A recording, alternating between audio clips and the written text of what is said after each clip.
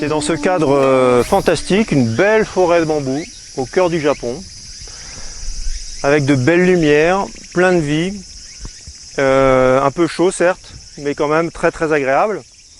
J'ai envie de vous parler de l'intervention de la neurophysiologie, de la neurobiologie et plus particulièrement de la neurobiologie interpersonnelle. Beaucoup de thérapeutes EMDR,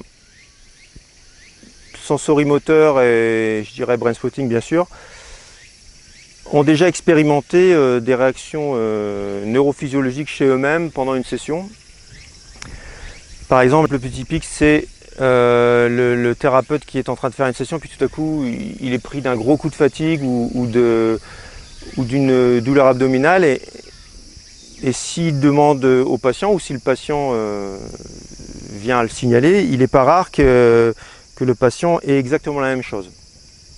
Donc il y a une espèce de transfert qu'on appelle de système limbique à système limbique qui va se passer pendant les séances.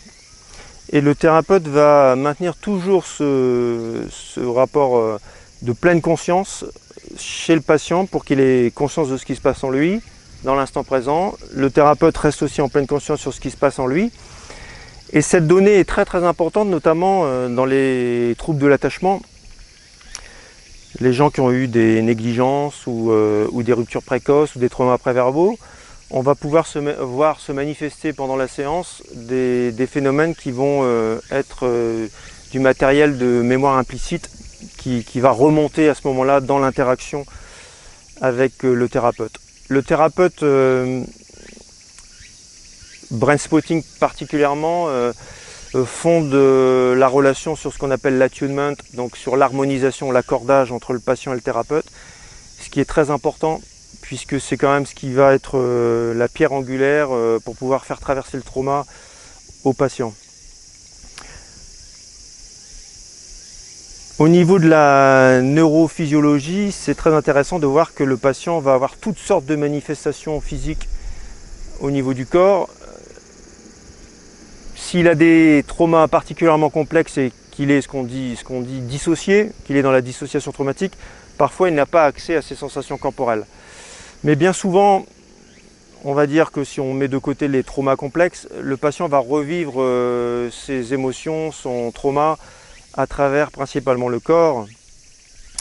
Et il va pouvoir assister à des manifestations neurophysiologiques comme l'apparition d'une tachycardie, le ventre qui va se nouer, une douleur qui va se déplacer.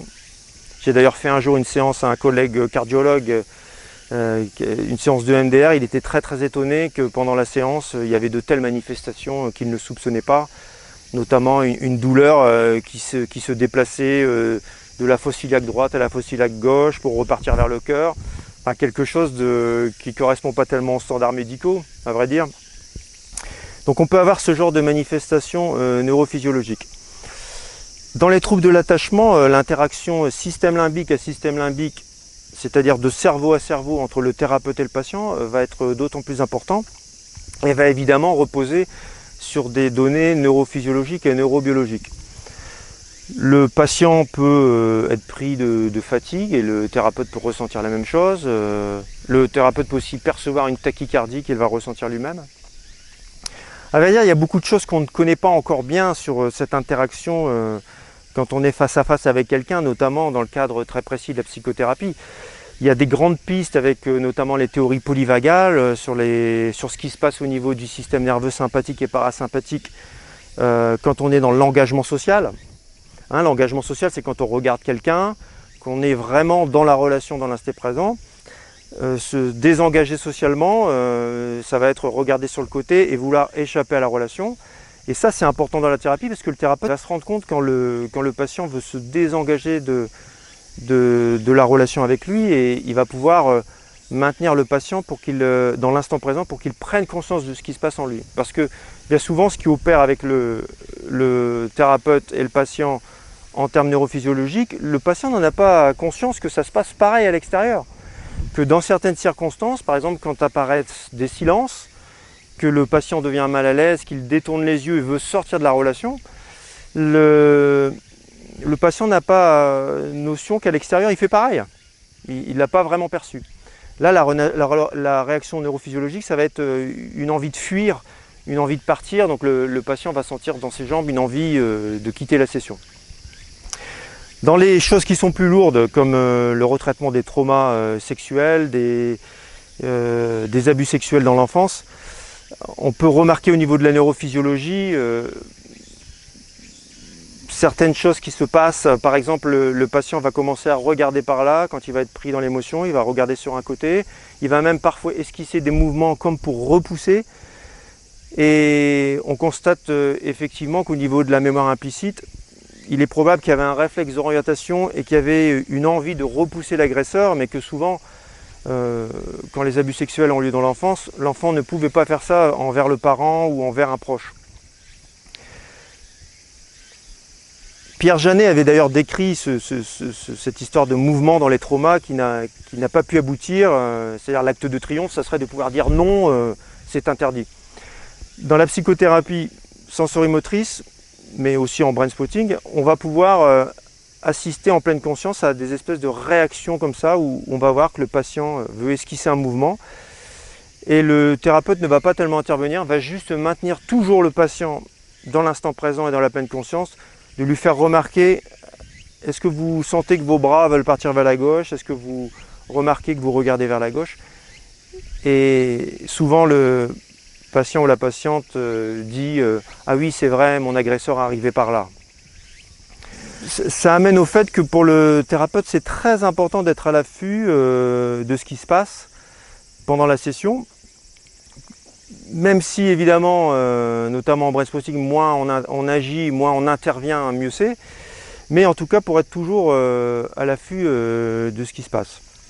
Par exemple en psychothérapie sensorimotrice, en étant très observateur de ce qui se passe chez le patient, en étant pleinement conscient de ce qui se passe chez lui dans l'instant présent, on va pouvoir l'aider à le maintenir lui-même dans l'instant présent en lui disant tiens, j'ai remarqué que vous avez sursauté, j'ai remarqué que vous avez pris une grande respiration profonde.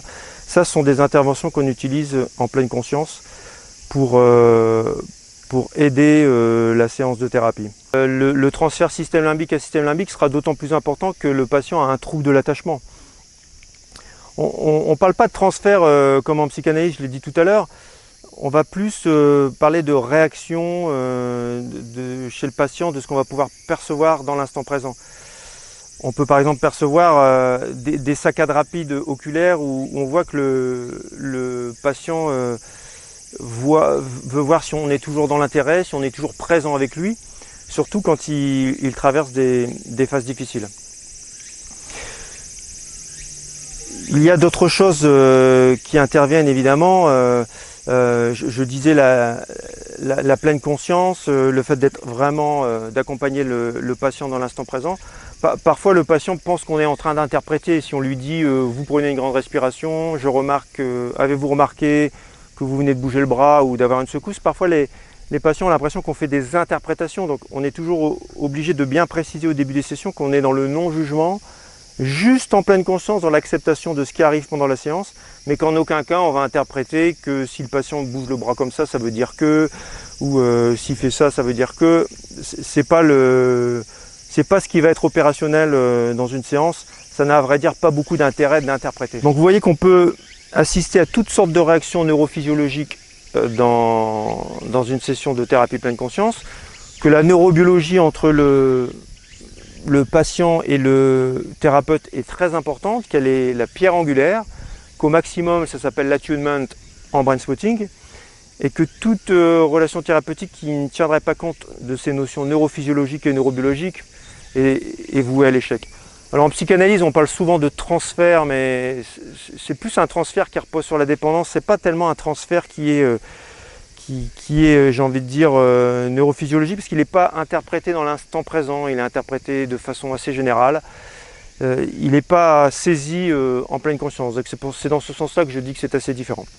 Voilà, alors si vous souhaitez me poser des questions sur ce sujet-là ou sur d'autres sujets, vous pouvez m'envoyer un petit mail à l'adresse qui apparaît en dessous. J'essaierai d'y répondre, ou même carrément sur des sujets différents. Je vous dis à bientôt.